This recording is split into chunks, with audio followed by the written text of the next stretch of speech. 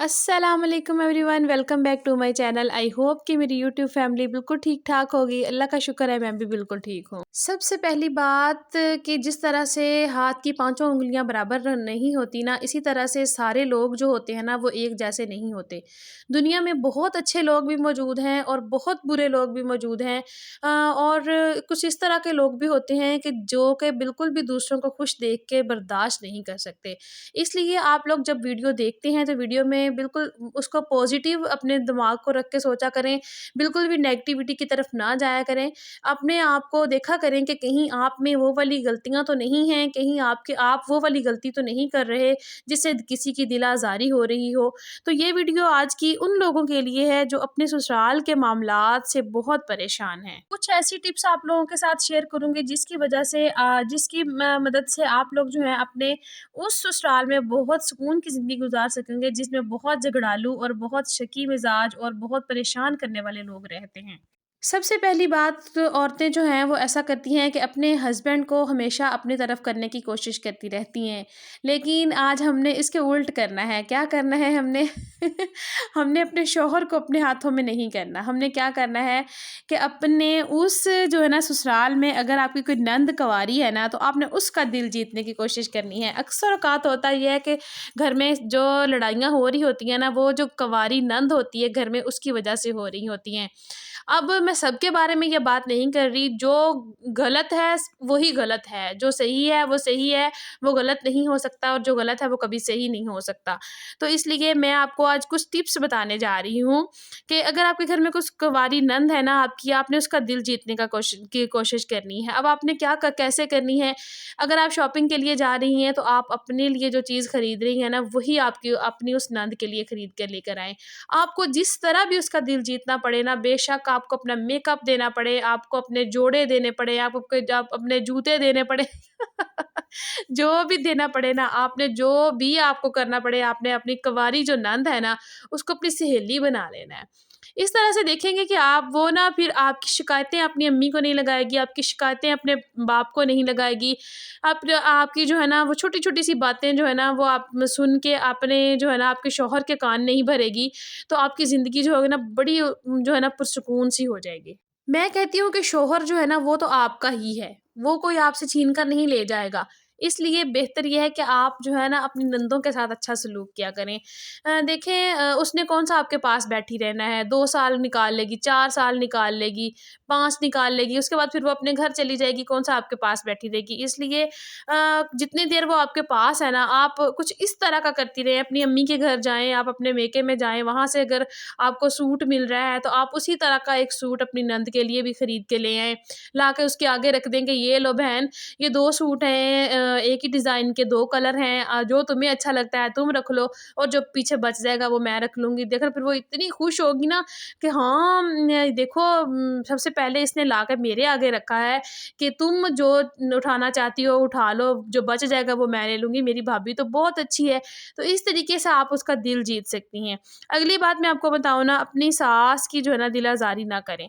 सबसे पहले जब आपकी शादी होती है ना नई-नई, तो आप कोशिश करें कि आप अपनी सास के साथ बहुत नॉर्मल बिहेव रखें। उसका दिल जीतने की कोशिश करें, उसे अपनी माँ समझें। देखें माँ भी तो बहुत कुछ कह जाती है ना, हम सारा कुछ बर्दाश्त करते हैं, अपने बल्कि हमें हँस के बर्दाश्त करते हैं, हमें महसूस ही नहीं होता, तो आप लोग यही समझ लिया करें कि ये हमारी माँ है। उसकी खिदमत करें, उसको मतलब कि उसको वो मुकाम दें जो कि एक माँ का मुकाम होता है। फिर मैं ये नहीं कह रही कि आप सारी ज़िंदगी यही करती रहें, दूसरों के पाँव धो-धो के पीती रहें, अपनी ज़िंदगी बर्बाद कर लें। यहाँ पर मैं आपको एक बात बताऊँ ना कि जो इंसान अच्छा होता है ना, जो इंसान इज़्ज़त करवाने के काबिल होता है, उसका पता चल जाता है। वो कौन-सी ज़ुबान समझता है, उसका भी पता चल जाता है। आप 2 साल ये काम करेंगी, 3 साल करेंगी, अगर आपको पता चल जाएगा कि कौन-सा इंसान इज़्ज़त करवाने के काबिल है और कौन-सा इंसान जो है वो इज़्ज़त करवाने के काबिल नहीं है। तो अगर तो वो आपकी इज़्ज़त के काबिल होंगे, तो वो आपका जो है ना वो आपकी भी इज़्ज़त करेंगे। आपके जो काम आप कर रही हैं, उनकी खिदमतें कर रही हैं, वो आपको सराहेंगे। अगर वो इस काबिल नहीं होंगे, तो फिर आप जितनी भी उसकी उनकी खिदमत कर लें, जितना भी जो मर्ज़ी कर लें, अपने आप को फ़ना कर देना, वो आपकी जो है ना दिल आज़ारी ही करेंगे, वो आपकी को एप्रिशिएट कभी नहीं करेंगे। तो इसलिए 2 साल में 3 साल में आपको पता चल जाएगा। मैं ये नहीं कह रही कि सारी ज़िंदगी आप गुलामी ही करती रहें, बिल्कुल भी नहीं। अगर तो वो आपके काबिल हैं तो ठीक है, उनकी इज़्ज़त करें, वरना फिर आप अलग हो जाएँ। आप अपने तरीके से उनको हैंडल करना शुरू कर दें। नेक्स्ट अगली बात बताऊँ ना, कामयाब बहुएँ वही होती हैं जो ससुर का दिल जीत लेती हैं, क्योंकि सारा कुछ जो घर का होता है ना, वो उन्हीं के पास होता है। तो अब्बा जी करके ना उनका दिल जीतना है आपने, तो ताकि ससुर को लगे कि मेरी बहू जैसी जो अच्छी बहू है ना, वो किसी को हो ही नहीं सकती। तो इस तरह से होगा ये पता क्या है, जिनके साथ ससुर रह रहे होते हैं ना, फिर वो पता क्या करते हैं, वो ऐसे करते हैं, घर में अगर गोश्त आया है तो वो कहेंगे अब्बा जी के लिए पकाया है। घर में अगर एसी लगवा लिया है तो वो कहेंगे अब्बा जी के लिए एसी लगवाया है। हालाँकि वो उस एसी के नीचे अब्बा जी अकेले नहीं बैठ रहे होते, सारा ख़ानदान बैठ रहा होता है, लेकिन नाम अब्बा जी का होता है। घर में कोई चीज़ पकी है तो नाम अब्बा जी का है, खा सारे रहे होते हैं। तो इस तरह से होता क्या है कि अब्बा जी बड़े खुश हो जाते हैं कि ये सारा कुछ मेरे लिए करते हैं। तो फिर उनके पास जो भी होगा ना, वो आपका ही होगा। जिस तरह से मैंने पिछली वीडियो में बताया था ना कि ससुराल जो है वो चालाकी से चलता है। अगर आप चालाकी से काम करेंगी ना, मीसनी बन जाएँ। देखें, दूसरों के दिल जीतने के लिए ना मीसने बनना पड़ता है, मीसने लोग ही हमेशा कामयाब होते हैं। हाँ जी, बस जो करते हैं ना, वही लोग कामयाब होते हैं। हाँ जी करते रहें, और बस सबके सामने जो भी किसी ने कहा कि हाँ जी, जो किसी ने कहा हाँ जी।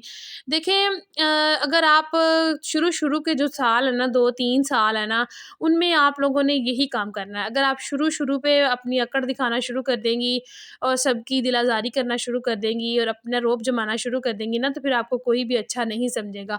2-3 साल अगर आप उनके साथ इस तरह से गुज़ारती हैं, तो फिर आपको उनके रवैये का पता चल जाएगा, आपके हस्बैंड को आपका पता चल जाएगा कि आप कितनी अच्छी हैं या फिर आप बुरी हैं।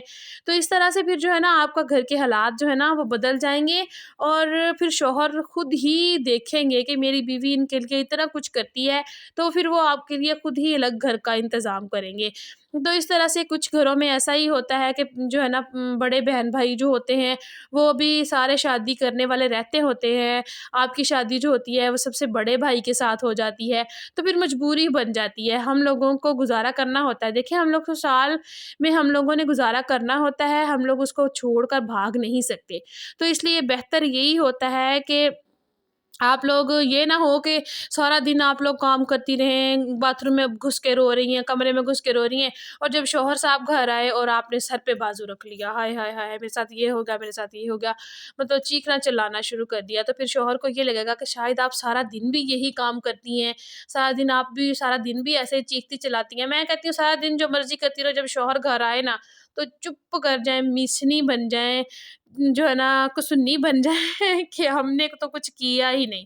मैंने तो कभी कुछ किया ही नहीं, बस फिर अम्मी जी को अम्मी जी, अब्बा जी को अब्बा जी। अगर जो है ना, मैं कहती हूँ, अगर नंदें आपकी कोई ब्याही हुई हैं ना, जिनकी शादियाँ हुई हुई हैं, तो उनका लाज़मी ख़्याल रखें। जिस तरह से आपका दिल करता है ना कि आप अपने मेके जाएँ और आपकी जो भाभियाँ हैं, वो आपकी खिदमत करें, आपको चाय-पानी अच्छा पिलाएँ, आपके शौहरों की खिदमत की जाए, उनकी इज़्ज़त की जाए। इसी तरह से उनको भी बहुत सारी आसें उम्मीदें होती हैं, अपनी जो नंदें होती हैं उनका ख़्याल किया करें, जब वो आएँ तो उनकी आओ-भगत में कोई कमी ना छोड़ा करें। तो इसी तरह से अगर कोई नंदें मुझे देख रही हैं ना शादीशुदा, तो वो भी जो है ना, भाभियों के सर पे चढ़ के ना बैठ जाया करें जाके, वो भी, उनको भी चाहिए कि जब वो अपने मेके जाएँ, जाके अपनी भाभियों की हेल्प करें, उनका हाथ बटाएँ।